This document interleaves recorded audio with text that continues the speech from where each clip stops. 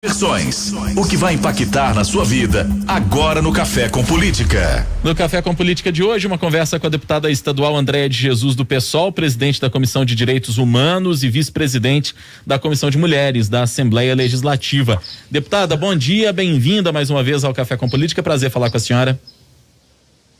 Bom dia, Adriana, bom dia, Rodrigo, é uma felicidade, obrigada também por estar aqui. Bom dia, deputada. Nós é que agradecemos. Deputada, para começar nosso bate-papo aqui, a gente quer falar também com a senhora sobre essa questão da crise da segurança pública em Minas, que é o grande assunto dos últimos dias, mas eu estou sabendo que a senhora e acho que outras deputadas também, salvo engano, entraram com uma representação do Ministério Público Estadual porque verificaram que a Polícia Civil de Minas Gerais indicou um livro com conteúdo homofóbico e transfóbico no edital de concurso público da corporação. Conta um pouco mais pra gente, como é que vocês tomaram conhecimento disso e o que é esse conteúdo especificamente para que o nosso ouvinte possa entender? Então, as denúncias que chegam na Comissão de Direitos Humanos chegam por diversos canais, inclusive pelas redes sociais, WhatsApp, mas tem canais próprios da Assembleia que a gente recebe denúncias das mais variadas assuntos.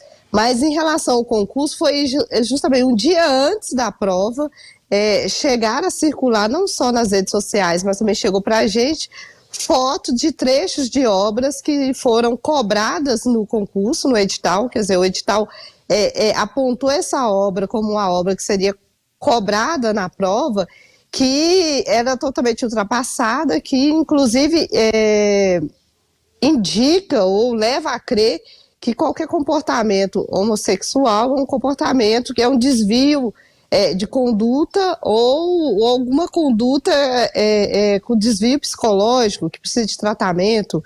A mesma obra também menciona práticas de pessoas de etnias ligadas à etnia afro ou afrodescendente, também com hábitos selvagens que precisam de controle. Então, quer dizer, são obras que já foram superadas, que infelizmente para os médicos da medicina legal, para os médicos legistas, ainda estão sendo usadas as mesmas obras que estão ligadas a essa lógica de que existem humanos inferiores e, portanto, eles precisam de intervenção científica para alterar a conduta dessas pessoas.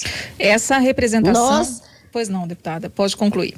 Sim, não, é isso, é exatamente assim. E a gente, é óbvio que é uma obra que já não deveria está sendo usada em nenhum espaço científico, muito mais ser abordada num concurso público que vai orientar agentes de segurança pública para atuar nas ruas, né? Nós estamos falando Polícia Civil, é o delegado, é o escrivão, é a pessoa que vai fazer, que vai acompanhar o cotidiano das pessoas, né? Uma política mais próxima da gente, orientado por um pensamento científico já superado e que é um absurdo o Estado continuar aplicando prova usando essas obras. A minha dúvida era em relação à representação. Ela pressupõe um questionamento do concurso, um cancelamento do concurso, uma repetição das provas, algo nesse sentido ou não? É uma forma mais de promover essa reflexão do que é cobrado ou não, para isso não se repetir nos concursos posteriores? A representação é levar ao Ministério Público uma denúncia, para que o Ministério Público apure. Agora, qual será a punição ou a responsabilização? Cabe ao Ministério Público, ele precisa apurar.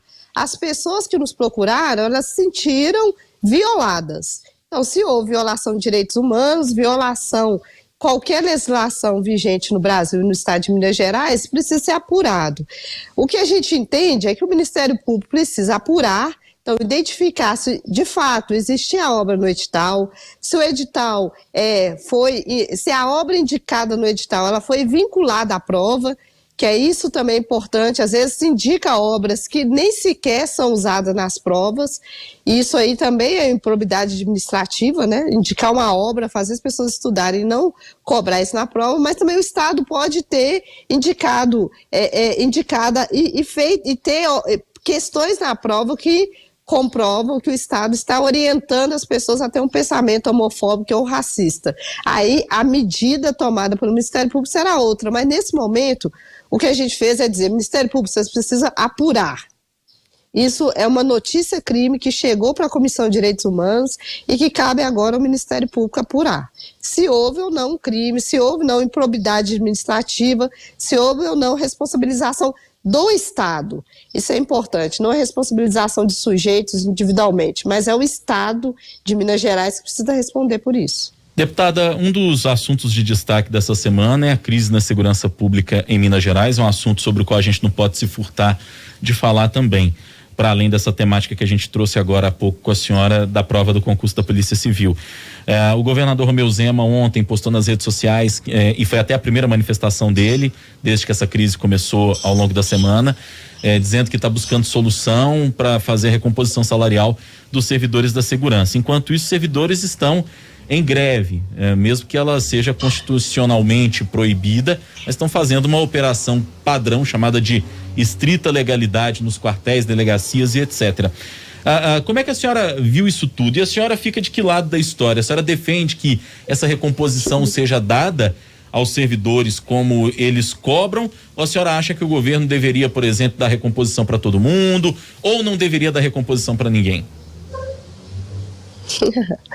Não, eu estou sempre ao lado dos trabalhadores, né? Então, os servidores públicos têm direito à remuneração digna, né? Então, não só os servidores da segurança pública, mas todos os servidores do Estado precisam. A recomposição salarial não é um aumento, é você acompanhar a inflação. Então, assim, se houve um aumento da inflação, você tem que regular o salário do servidor para ele continuar tendo um padrão mínimo, que é garantir o mínimo da subsistência. Então, eu defendo todo o direito dos trabalhadores.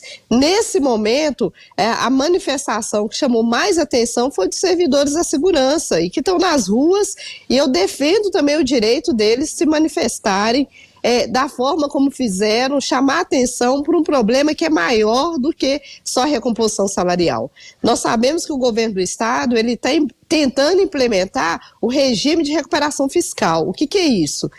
É um acordo com o governo federal para pagar as dívidas do Estado de Minas Gerais, reduzindo o serviço público, reduzindo os gastos, o que ele chama de gasto e eu chamo de investimento, que são os gastos com o serviço público. E o serviço público é isso, é a educação, é a segurança, é a saúde, é o serviço que chega até a casa da gente. Então, a proposta do governo do Estado é pressionar a Assembleia Legislativa para votar um projeto que reduz o serviço que hoje é prestado pelo Estado, impedindo novos concursos públicos, impedindo aumento de salário dos servidores, cortando benefícios constitucionais e estatutários, né? Quando você faz concurso, está previsto no estatuto quais os benefícios que você terão. Esse regime de recuperação fiscal quer cortar tudo isso, reduzir o Estado ao mínimo, né? Que é o pensamento neoliberal do governador Zema. Então, essa ação da segurança pública, ela vai de encontro a uma demanda também da educação, demanda também da saúde, que também está em estado de greve. Então, todos eles estão muito atentos a essa investida maior do governo do Estado, que é reduzir o Estado ao mínimo. Isso significa fechar escola, fechar hospital, fechar posto médico, não ter ampliação dos serviços e, pior, precarizar quem já está trabalhando. Então, eu sou a favor de qualquer manifestação de trabalhadores que denuncie o que está acontecendo no Estado nesse momento. Deputado, um outro assunto que a gente gostaria de falar com a senhora também é a respeito de uma audiência pública da Comissão de Direitos Humanos para discutir a mineração, de que forma que a mineração impacta o meio ambiente, também as culturas e a violação de direitos humanos, né? Essa semana a gente teve inclusive um pedido da Vale para que adiasse, né, o tempo para o descomissionamento de barragens. O tempo, segundo a Vale, é muito curto e pediu uma extensão nesse prazo. A gente sabe que a gente não pode viver sem mineração, mas a gente também precisa apontar, né, ou trazer contrapartidas para evitar tantos danos. De que forma que esse assunto vai ser discutido nessa audiência pública, deputada? Então, a audiência pública aconteceu ontem, né? Nós fizemos um balanço dos vários desastres que aconteceram de janeiro para cá, todas elas muito envolvidas com o volume de chuva, mas ficou muito nítido o quanto o Estado precisa fiscalizar e colocar em prática o Mar de Lama, que é a lei que nós aprovamos na Assembleia Legislativa, Mar de Lama Nunca Mais, que prevê não só o descomissionamento das barragens, mas também impede de que as mineradoras continuem a explorar a mineração no modelo que é a montante, né? Que é isso, que vai formando barragens imensas que levaram a crimes como o que aconteceu em Mariana e depois em Brumadinho. Então, o Mar de Lama Nunca Mais é uma lei que está sendo omissa, e o governo do estado está sendo omissa em exigir que as mineradoras descomissionem, porque estava previsto mais de 50 barragens que correm o risco de romper, elas deveriam estar sendo descomissionadas, e o prazo é agora, dia 25, sexta-feira. Infelizmente, apenas 5 passaram por esse processo. As outras estão aí, e esse volume de chuva corre ainda um risco maior do que o volume de água faz com que essas barragens rompem.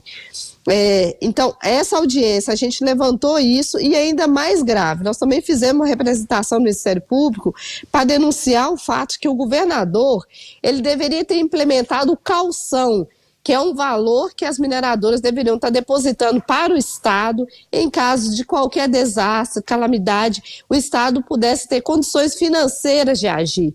Nós tivemos metade do nosso corpo de bombeiros, até poucos dias estavam lá em Brumadinho. Então houve um gasto imenso do Estado para amparar as pessoas de crimes praticados pela mineradora, que é uma empresa privada, e que, infelizmente, com a Lei Candir, não paga imposto no estado de Minas Gerais. Então, todo o recurso vai para fora do país e não deixa nada para o Brasil, muito menos para o estado de Minas Gerais. Então, hoje, os mineradores são da despesa para o estado, e o estado, ao invés de cobrar o calção, que é lei, garantido, o governador Zema está olhando para cima, né, e ignorando o fato de que as ameaças continuam. E o pior de tudo isso, com as chuvas, a gente viu o caso da Valorec, que invadiu de lama a BR-040, colocando em risco famílias, cidades, interrompendo todo o trânsito, que a gente sabe que a gente precisa das BRs para circular mercadoria, economia, e isso tudo é um dano que fica para o Estado, e as mineradoras não reagem, não se reconhecem responsáveis por esses transtornos e ainda joga a culpa na chuva, né? E a gente sabe muito bem que o volume de chuva hoje que vem devastando cidades é falta de planejamento das cidades, e o pior as cidades estão cada vez mais sendo asfaltadas, cobrindo tudo com cimento. Isso faz com que o volume de chuva aumente e não Sim. penetre no lençol freático. Então é isso, a audiência. Nós trouxemos diversas cidades que participaram. Oi, estão me ouvindo? Pode continuar, pode concluir, deputada. Tá. Ouvimos diversas cidades, como Macacos, por exemplo, que vive nesse momento num terrorismo da lama invisível, né? Porque a ameaça do rompimento da barragem alterou toda a rotina da cidade. As pessoas tiveram que evacuar de suas casas. Então, o turismo, tudo interrompido, infelizmente não tem resposta. E o que as pessoas cobraram muito na audiência é transparência na informação. Tinha hot sites abertos pela própria empresa para jogar lá a informação que ela acha que é relevante. Informações essas que os moradores também denunciam, que são informações extremamente técnicas, que dificultam as pessoas a saberem que situação estão.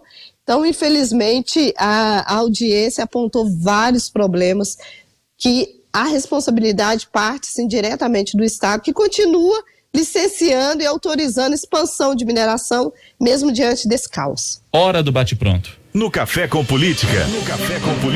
Hora do bate-pronto. Deputada, o nosso bate-pronto é um quadro que pressupõe perguntas objetivas e respostas também objetivas. É como se a gente fizesse um ping-pong. Vamos começar? Vamos começar. Para começar, então, direitos humanos.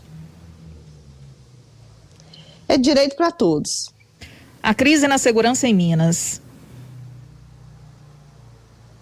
É uma crise de serviço público, né? O governador Romeu Zema. É um falastrão. Andréia de Jesus, em 2022, segue na Assembleia? Quer ir para Brasília? Ó, eu vou seguir a vontade do povo. O PSOL no cenário nacional, apoio a Lula? Apoiamos a saída de Bolsonaro e, para isso, nós entendemos que Lula é o melhor nome. Andréia de Jesus, deputada estadual pelo PSOL, ela que foi a nossa convidada hoje no Café com Política. Deputada, agradecendo, viu, a participação da senhora aqui conosco e desejando também um ótimo dia, um ótimo feriado. Obrigada pelo espaço, estou à disposição sempre. Muito obrigado.